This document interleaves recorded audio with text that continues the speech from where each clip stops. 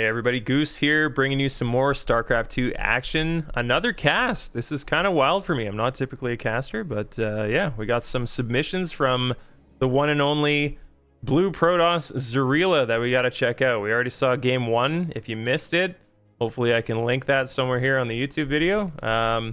It'll be probably in the description as well, and it's always on the Discord, so if you can join the Discord, we have all this posted there. But yeah, he's our favorite shield Devier Protoss. Super defensive gameplay last time. We'll see what he does today in this PvZ as well against Kairos. He's the red Zerg. He's going pool first, no expands. So we'll see what kind of aggression he's coming out with.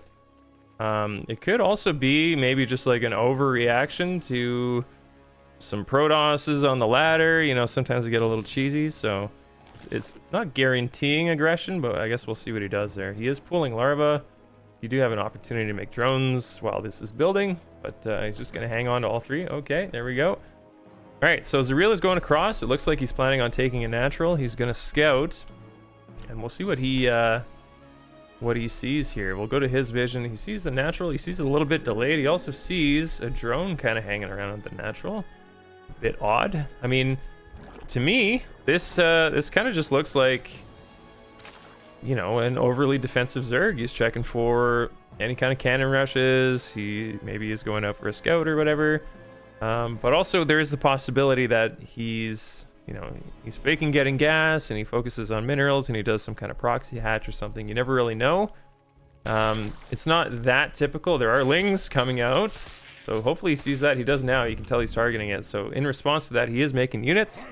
Oh, and the drone does get in. I think he wants to keep the unit on the wall there, but is he going to get the proxy hatch off? It looks like Kairos is looking. Denying it is Zehreela. He's just going to put his own down. This is not a bad response, honestly. You don't really know how committed it is. You do see 6 lings immediately. To me, this is kind of a scary situation. You want to kill this? I would pull some probes. I think the magic number is pull 4 off, and then the one that you already have out there.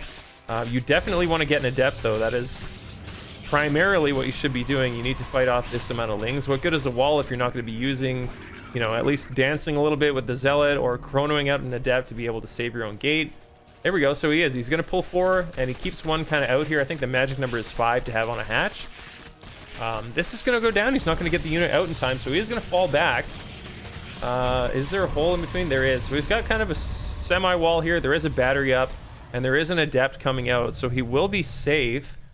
The main concern at this point, you actually really want to take these fights, absolutely. I would even almost, like, you have the probe here to full wall if needed, but you can kind of dance. You have the shield battery. Send that zealot in, and it's not going to die.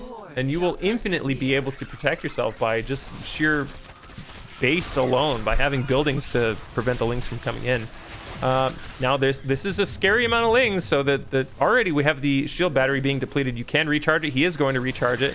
It's right back up. He is going to try and save warp gate. It doesn't work out, and the hatch does go up. So this is kind of a unique situation. You need the production to be able to deal with it. Behind it, he does have a Stargate. I think in this situation, I would be going for a Void Ray more than an Oracle. You've already used the energy overcharge. So he's going to try and get some more, you know, gates and whatnot behind this, but there's already the creep kind of denying the wall. Oh, he's going to get the zealot. Okay, he does get the zealot in place. This is fine. The Stargate's ready. I would 100% be making a Void Ray right now. You know there's a queen that's going to come out. There should be drones and a spore and whatnot. I mean, realistically, we're not seeing anything here besides creep on the ground with this hatch, except there is a spine in the back there. And there is a queen. Okay, so I guess we just don't get to see that that's being produced. Okay, there is a queen. The Void does lose to the queen 1v1, but you definitely have enough units down here. Well played by Zehreela to have the shield battery up. 2 lings can come in, but they honestly don't even want to at this point. They know that there's a decent setup here for Zehreela. There is still a lot of lings, so the possibility is there. That shield battery is putting in work to keep him safe here. There is this... Oh my god, there is a spine that's gone completely unnoticed or undealt with. Too busy dealing with the units in the wall, which obviously I don't blame him. That's the main concern, is keeping these lings out. He needs to be able to recharge this pylon, otherwise that's going to go down. The lings are going to get surface area on the adepts or be able to go into the main. There isn't that many left.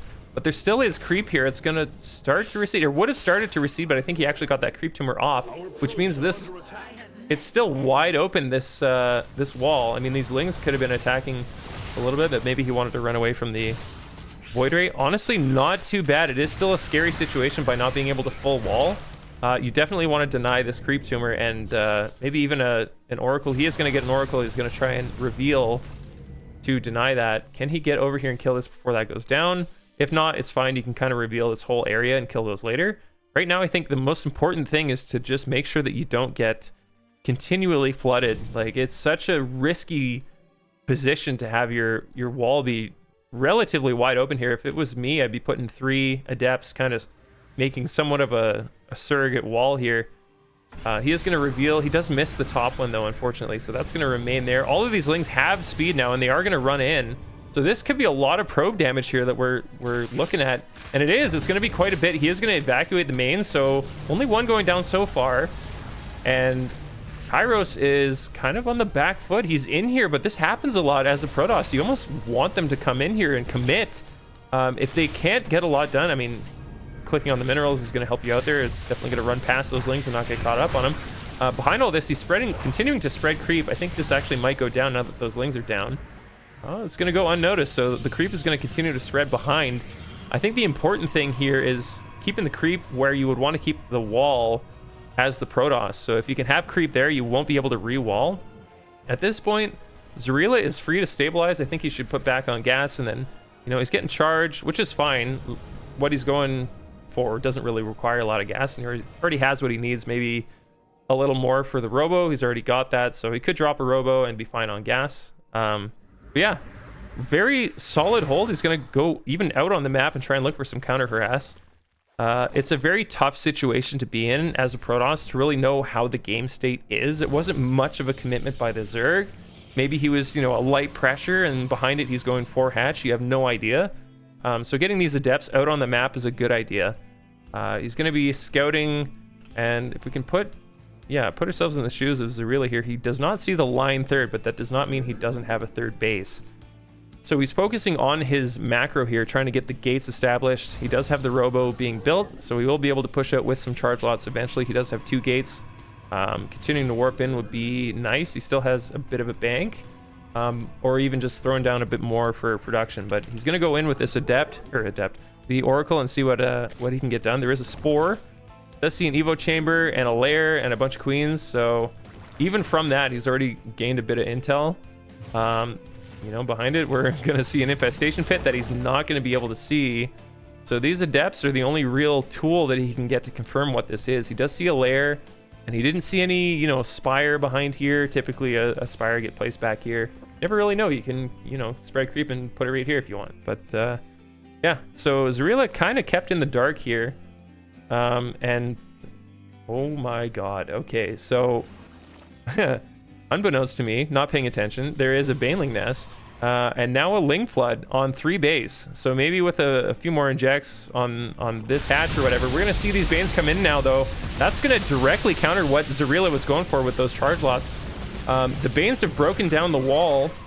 Zehreela in the last game that we watched was very good at keeping that wall maintained. So we'll see how he does here. It's already down, and it looks like it's going to be down for a while. There's no pylons being reproduced. The Immortal is looking to get surrounded, but it actually gets saved by the Oracle in the air. And on the ramp with the Zealots, that's actually going to take care of those Lings. I'm actually shocked at how well that went. The Adepts are coming back, and that's held. That's an amazing hold. Okay, so again with the crisis management, Zehreela is a very capable defensive Protoss, and we're seeing it happen here. He's got 4 gas, he's got the infrastructure, he's got the gates coming online now, so he's got everything he needs to hold more Ling aggression, and that's what we're going to see is more Ling aggression. I'm actually shocked to see this. Maybe some more warp-ins in the main, and then get a huge army and then push across, because the Zergas commit so much to this. You can tell he's got very little for drones behind this. You saw the third. Maybe the Adepts did, maybe they didn't. They went over here, but you can assume that with a Ling Flood, and then a Bane Bust, and then a Ling Flood, that the guy's not going to have a lot of economy behind it. So he is going to clear that creep finally. He does have a battery. I like that. And then I think he's going to want to put some pressure on the map. Regardless, even if he wanted a macro game, he'd have to get out on the map and take a third. There is an Overlord in position for something like a Nidus. If we pay a little more attention to the Zerg here, we have 5 Swarm Hosts, 6 Swarm Hosts, 7. Sounds like a Sesame Street thing, but yeah, so it's enough to get some damage done. If a Protoss is a little too on the back foot, you can get picked apart with this kind of style. So we'll see what happens here. We're going to watch Kairos and see what he can get done. He is going to drone behind it, it looks like. This game is already in the 10-minute mark, and there hasn't been much of an economy from either player. So it's a very difficult decision to make. Do you, okay, stabilize, and now we're going into more of a macro focus, and then you do that and you get caught by something like this? It's very tough. You got to figure out what the right response is, and that's going to include a lot of good scouting. Now we're going to deny scouting is Zehreela. He's going to notice that there's Swarm Hosts at the front. Those Locusts are taking everything down.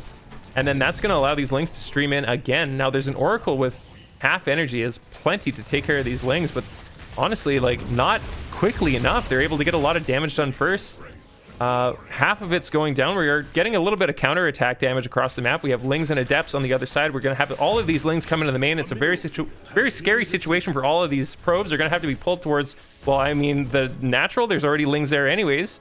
Zehreela is deciding to fully commit. I think he should defend with the Oracle still. There is DTs going down. He's going to continue to warp across here and just try and end the game across the map. Sometimes you have to put the pressure on when you are faced with a situation like this. It's going to take a lot to clean it up, or it's just a 1A move across the map and see how it goes. And it looks like that's going to be his decision. It's going well, and it's aided by the fact that the Swarm Hosts have used their Locusts recently. The Lings are absolutely destroying everything. There are some offensive Swarm Hosts as well, so it's turned into a base race situation. Now we have some probes over here in the corner. I like that for Zehreela. He's going to be able to continue his base production on, you know, separate areas of the map, so he's going to make it difficult to identify where that base is being built. He does, Kairos does have a Overlord in the bottom right, able to track any production down there. Okay, so I mean, all the Nexi go down, and it's just these remaining buildings. There are a few down there, and Zehreela's going to try and push up here. So there are Swarm Hosts remaining, but not as many as there once was. They went down earlier. There are some Zealots kind of hanging out here. There is, you know, small amounts of buildings remaining. Nothing too much being created on the map.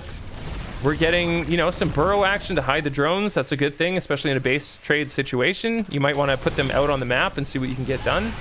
Oh, he's going to use some Locusts again here to try and take out that Archon. That would be a huge thing to get rid of. He's not going to be able to do that. The final few buildings are going down here for Zehreela. He does have the Assimilator here in the corner.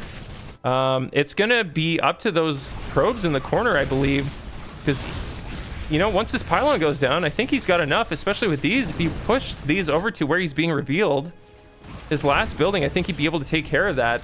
Unfortunately, he sends him into the main, maybe just trying to get that last pylon down. I mean, it's been taken care of by the Lings.